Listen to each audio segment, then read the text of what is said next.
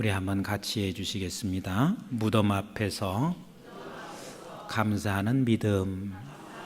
다시 한번 무덤 앞에서 감사하는 믿음. 아마도 모든 성도들이 이 질병 중에서 가장 조금 겁을 내는 질병 중에 하나가 암일 것입니다. 물론 초기에 발견한 사람들도 암에 걸렸다 그러면 걱정스러워합니다. 또 두려워합니다. 안 그럴 수 없어요.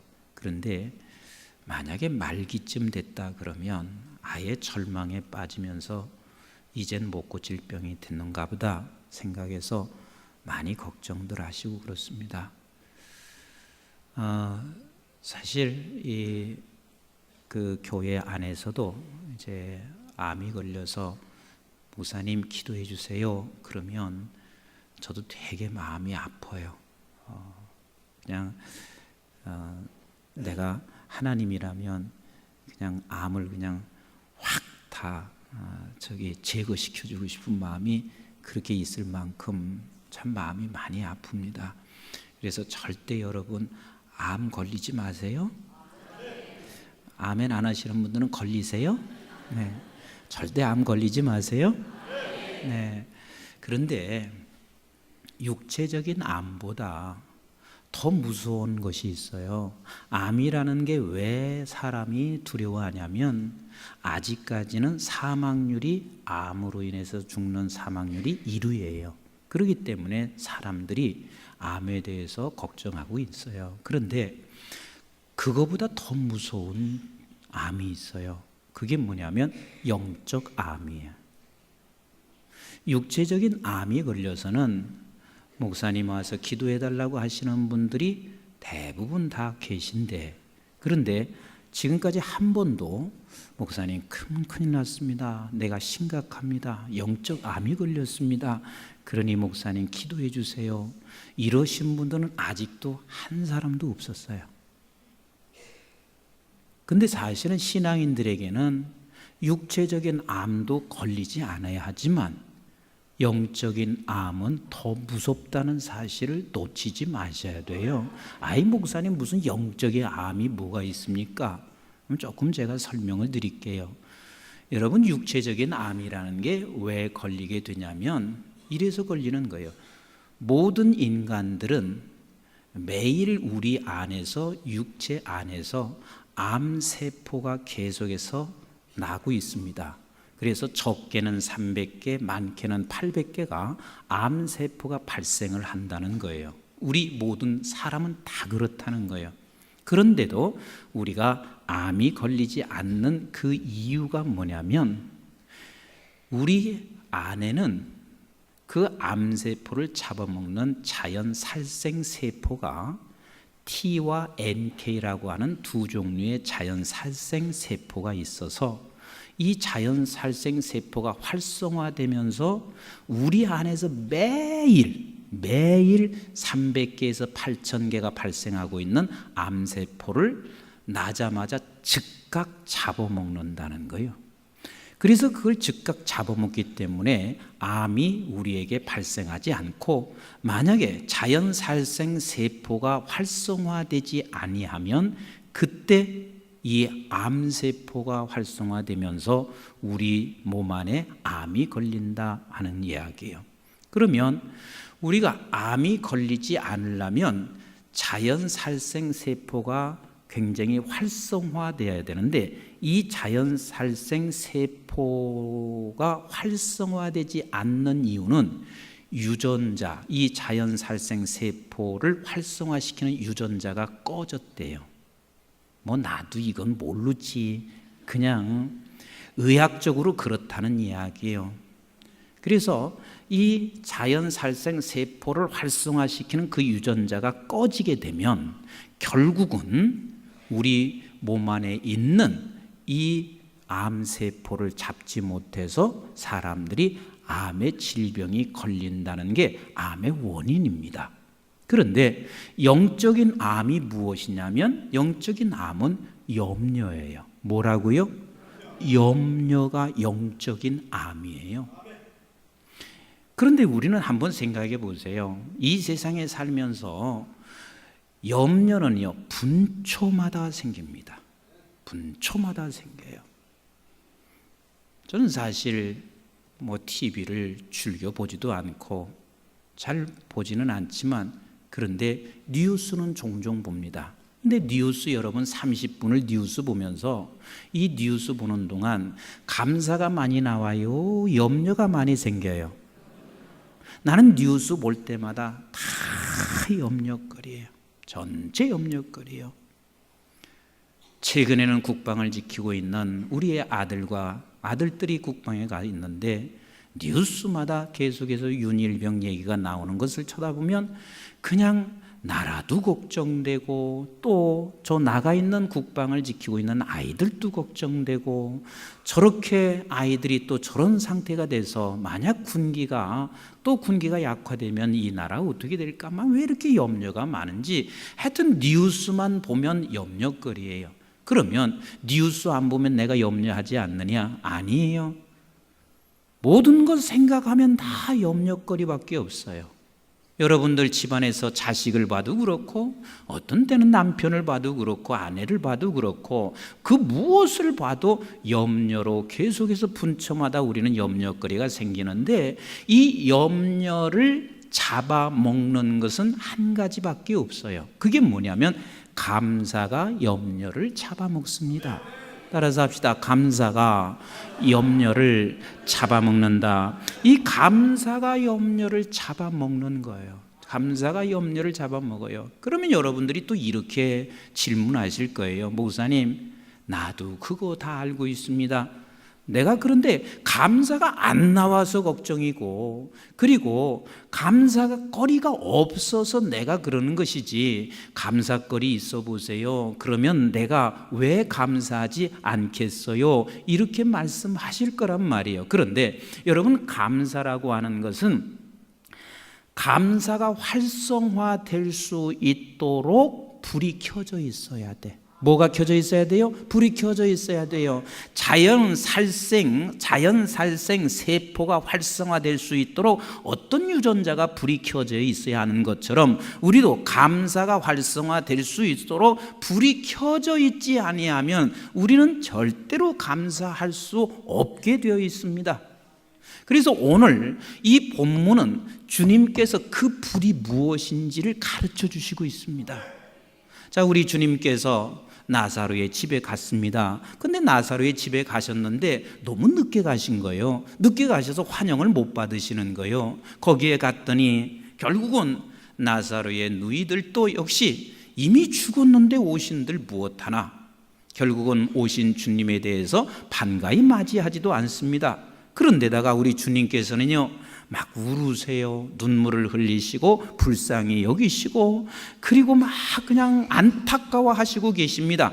그 모습을 쳐다보고 있는 주변 사람들이 예수님이 꼭 그런 사람 같아요. 가증스러운 것 같이 보여졌을 거예요. 왜? 그렇게 사랑한다면, 그렇게 눈물을 흘릴 만큼 아낀다면 왜 이제 오셨어요? 좀 일찍 오셨으면, 안진뱅이를 치료하시는 주님이라면 능히 치료하실 텐데 왜 이제 오셨어요? 그러면서 가증스러운 눈초리로 저들을 쳐다보고, 그래서 한편에서는 원망하고 한편에서는 비난하고 있었습니다. 이때 우리 주님은 그런 것에 아랑곳하지 아니하고 주님이 하실 일을 행하시고 계십니다. 그래서 주님이 이렇게 말씀하시고 있습니다. 얘들아, 이 돌을 치워라. 돌을 치워라. 지금 이 나사로의 죽음은 아버지의 영광을 나타내고자 함이니라. 그리고 주님께서 41절에 이렇게 말씀하시고 계세요. 41절을 우리 한번 같이 읽어봐요. 시작. 돌을 옮겨 놓으니 예수께서 눈을 들어 우러러 보시고 이르시되 아버지여 내 말을 들으신 것을 감사하나이다. 자, 무덤 앞에서 우리 주님께서 아버지여 내 말을 들으신 것을 감사합니다. 이 말은 우리 주님께서 지금 어떻게 하고 계시냐면 감사로 하나님 앞에 기도를 하신 거예요. 내 말을 들으신 것을 감사합니다. 자, 그리고 42절에 주님이 이렇게 말씀하시고 계신데 같이 읽어봐요. 시작. 항상 내 말을 들으시는 줄을 내가 알았나이다. 항상 내 말을 뭐 하시는 줄을 들으시는 것을 나는 알았나이다. 그러나 시작. 이 말씀하옵는 것은 둘러선 무리를 위함이니 곧 아버지께서 나를 보내신 것을 그들로 믿게 하려 함이니라 그랬습니다. 자, 주님이 지금 돌을 옮겨 놓으시고 하나님 아버지께서는 내 말을 들으시는 것을 감사합니다. 그리고 우리 하나님께서는 항상 내 말을 그렇게 들어주셨습니다. 이렇게 하시면 둘러선 모든 무리가 믿게 하려 함이니라. 자, 믿게 하려 함이니라 했을 때 한번 잘 들어보세요.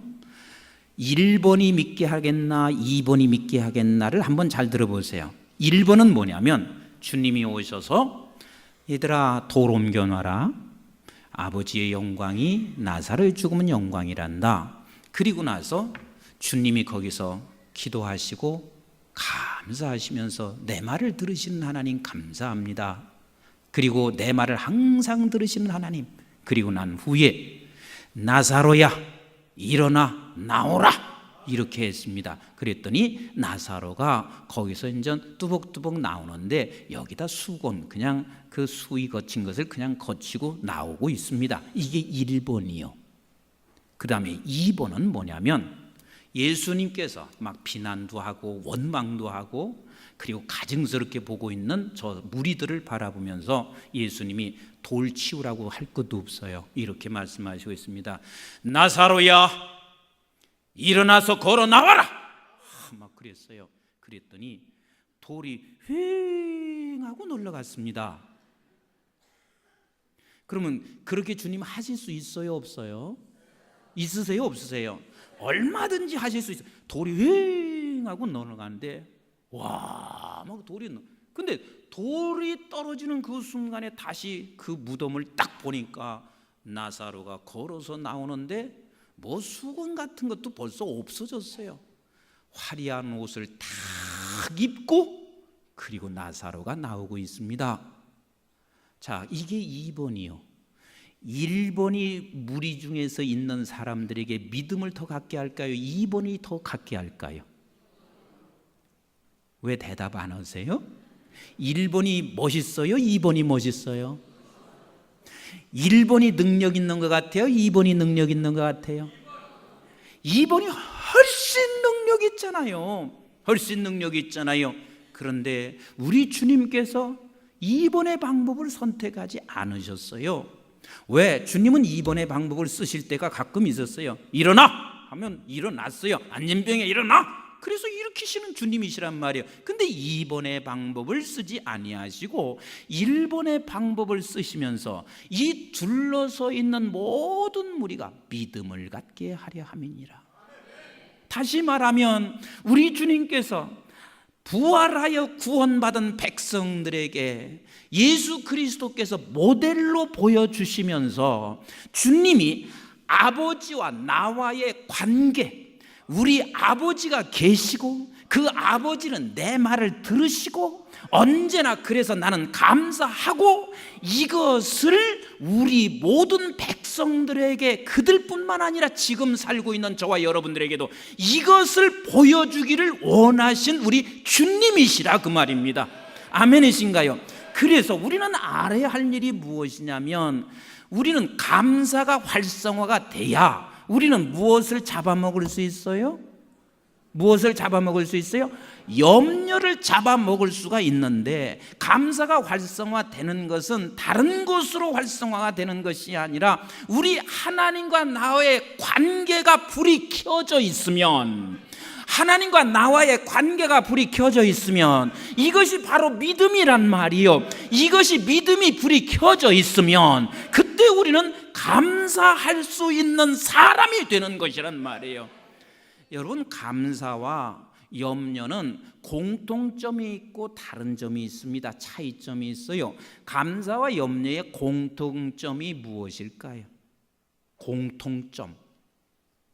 동일하게 감사와 염려의 공통점은 마음의 생각에서 나옵니다. 마음의 생각이에요. 그러면 목사님 그렇지 않아요. 감사할 여러 가지 조건이 좀 있어야 감사하지. 천만에요. 지금 여러분들이 한 목사님, 담임 목사님에다가 동일한 시간에 동일한 환경에서 여기서 예배를 드리고 있습니다.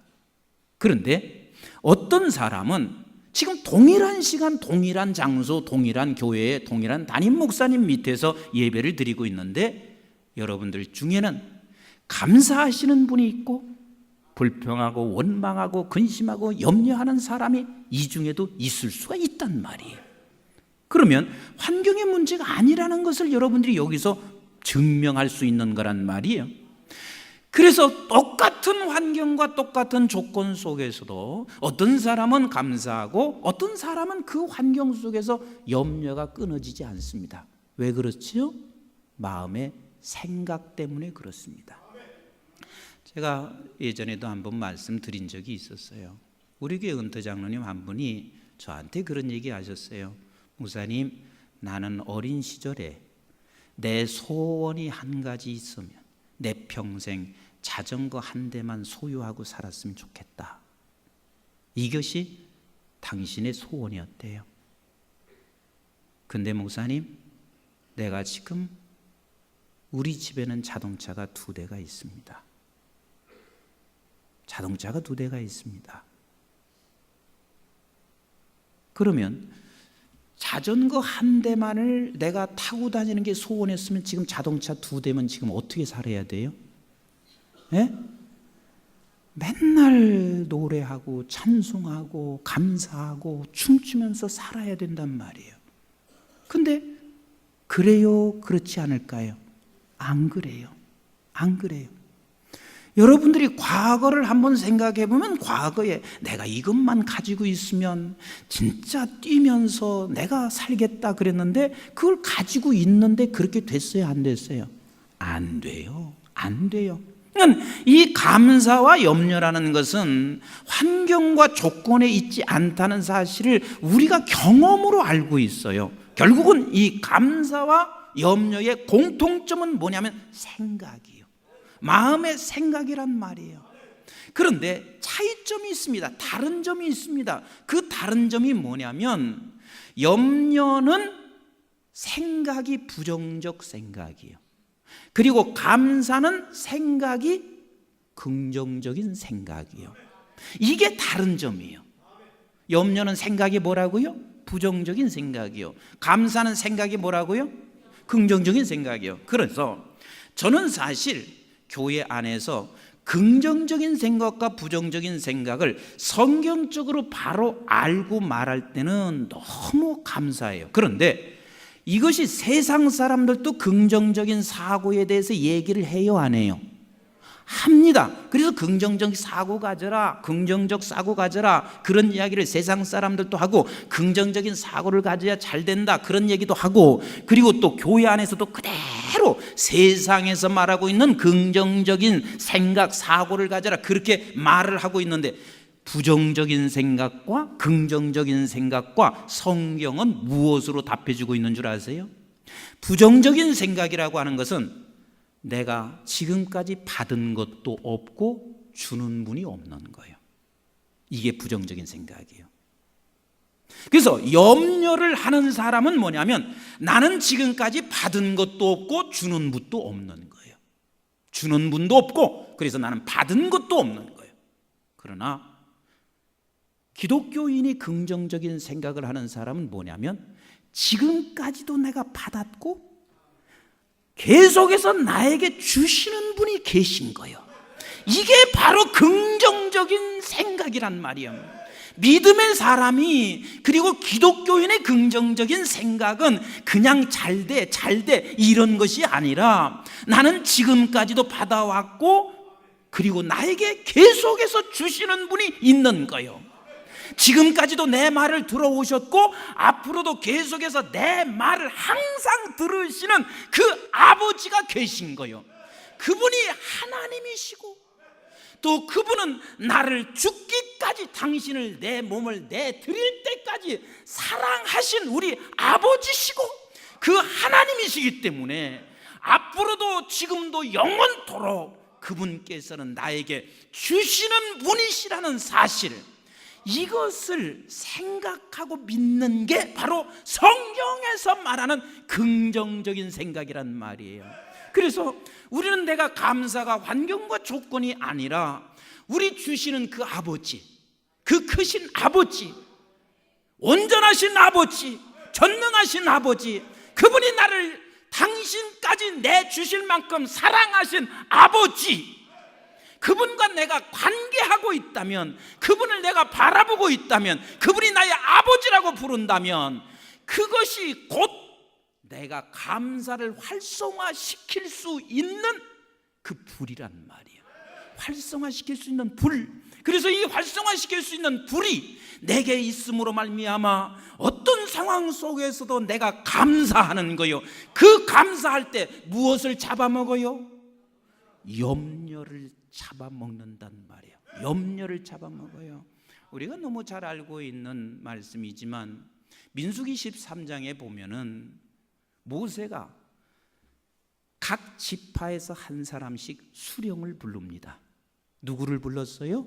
수령을 부릅니다. 그러면 각 지파에서 그래도 대장들인데, 대표인데, 이 사람들은 그래도 대단한 사람들이에요. 대단치 아니하고는 그렇게 대표로 부를 수가 없어요. 그래서 그 수령들을 12를 불러가지고 가나안 땅에 정탐을 보냈습니다. 그런데 정탐을 보냈는데 한결같이 젖과 꿀이 흐르는 땅이요 너무 좋은 땅인 것을 보았습니다. 그러나 10명의 사람은 이 안악자순의 그 거대함 앞에 자기는 메뚜기처럼 보였고 저 가나안 땅을 바라보면서 자기는 너무나 작게 보였습니다. 그래서 저들은 원망하고 백성들에게 말했더니 이 백성들이 그것을 듣고 통곡하면서 이렇게 말을 하고 있습니다. 우리 한번 민수기 14장 1절부터 같이 읽도록 하겠습니다. 시작. 온 회중이 소리를 높여 부르짖으며 백성이 밤새도록 통곡하였더라. 따라서 합시다. 염려는 전염이 에볼라보다 더 무섭다. 에볼라가 뭔지 모르죠? 네. 지금 서아프리카에서 막 전염되고 있는 이 에볼라보다 더 무서워요. 더 무서워요. 자, 그래서 이 10명의 사람이 그렇게 얘기하고 나니까 온 회중이 소리를 높여 부르짖으며 밤새도록 뭐 했어요? 밤새도록 통곡했더라. 자, 2절 계속 읽어볼까요? 시작. 이스라엘 자손이 다 모세와 아론을 원망하며 온 회중이 그들에게 이르되 우리가 애굽 땅에서 죽었거나 이 광야에서 죽었으면 좋았을 것을 어찌하여 여호와가 우리를 그 땅으로 인도하여 칼에 쓰러지게 하려 하는가? 우리 처자가 사로잡히리니 애굽으로 돌아가는 것이 낫지 아니하리라. 과거에 하나도 받은 것이 없어요. 전혀 생각이 나지 않습니다. 우리 4절 시작. 이에 서로 말하되 우리가 한 지휘관을 세우고 애굽으로 돌아가자 하매 모세와 아론이 이스라엘 자손의 온 회중 앞에서 엎드린지라. 그 땅을 정탐한 자 중 눈의 아들 여호수아와 여분네의 아들 갈렙이 자기들의 옷을 찢고 이스라엘 자손의 온 회중에게 말하여 이르되 우리가 두루 다니며 정탐한 땅은 심히 아름다운 땅이라. 여호와께서 우리를 기뻐하시면 우리를 그 땅으로 인도하여 들이시고 그 땅을 우리에게 주시리라. 이는 과연 젖과 꿀이 흐르는 땅이니라. 한쪽은 여호와를 생각하고 받은 게 하나도 없어요. 그러나 한쪽은 여호와께서 기뻐하시면 이 모든 것을 이루시고 주실 수 있다는 사실을, 그걸 관계로 지금 믿고 있습니다. 그런 아버지인 것을 알고 있습니다. 그래서 9절 보세요. 시작. 다만 여호와를 거역하지는 말라. 또 그 땅 백성을 두려워하지 말라. 그들은 우리의 먹이라. 그들의 보호자는 그들에게서 떠났고 여호와는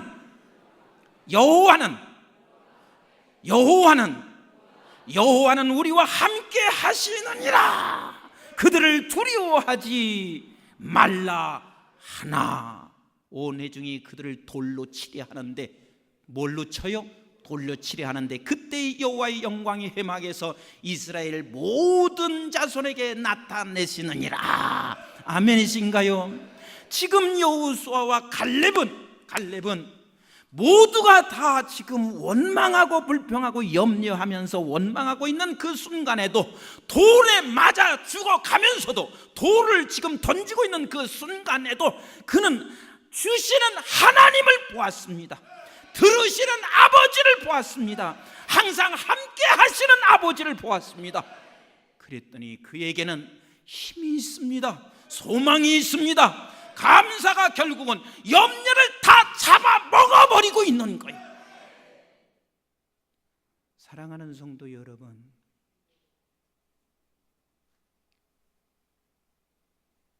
우리 일상을 살면서 분초마다 일어나고 있는 염려거리가 여러분 직장에서 없어요? 여러분 가정에서 없어요? 우리의 삶터에 항상 있습니다.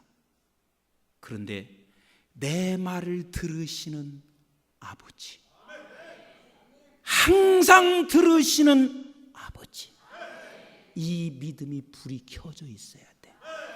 이게 불이 켜져 있을 때 내 삶 속에 감사가 활성화되어서 분초마다 찾아오는 염려를 우리가 잡아먹을 때, 그때야 비로소 우리는 하나님 앞에 감사로 영광을 돌릴 수 있는 자이며, 그래서 나사로에게 지금 영광을 나타나게 한 것처럼 우리 역시도 우리의 삶 속에 날마다 영광을 나타내기를 원하시는 우리 아버지세요. 그래서 빌립보서 4장 6절에 이렇게 말씀을 결론 맺도록 하겠습니다. 같이 읽어봐요. 시작. 아무것도 염려하지 말고 다만 모든 일에 기도와 간구로 너희 구할 것을 감사함으로 하나님께 아뢰라. 어떻게 아뢰라고요? 무덤 앞에서, 우리 인생의 무덤 앞에서 우리 아버지는 내 말을 들으시는 아버지, 항상 들으시는 아버지, 그 아버지는 나를 얼마나 사랑하시는지 당신 자신까지 주시는 그 아버지, 여기에 불을 켜고 감사로 하나님 앞에 아뢰라. 그리하면 7절 같이 읽어봐요. 시작. 그리하면 모든 지각이 뛰어난 하나님의 평강이 그리스도 예수 안에서 너의 마음과 생각을 지키시리라. 이 말이 무슨 소리요? 마음과 생각을 지키리라. 다시 말하면 이것을 감사가 염려를 먹음으로 말미암아 내 마음속에 하나님과 나와의 관계가 항상 마음과 생각이 지켜진다, 그 말입니다. 아멘이신가요? 이게 바로 영적 암으로부터 우리는 자유함이 있는 사람이 돼요.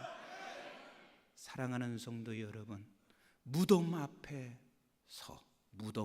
앞에서 언제나 우리는 우리 아버지는 들으시고 항상 들으시는 그 아버지의 불을 켜놓고, 우리 오늘 이 세상 같은 이 세상에서 감사가 활성화되십시다. 감사가 활성화되셔서 염려를 다 잡아먹음으로 말미암아 여러분들의 직장과 그리고 여러분들의 기업과 가정과 교회에서 여러분들을 통해서 영광이 나타나기를 주의 이름으로 축원합니다. 기도하겠습니다.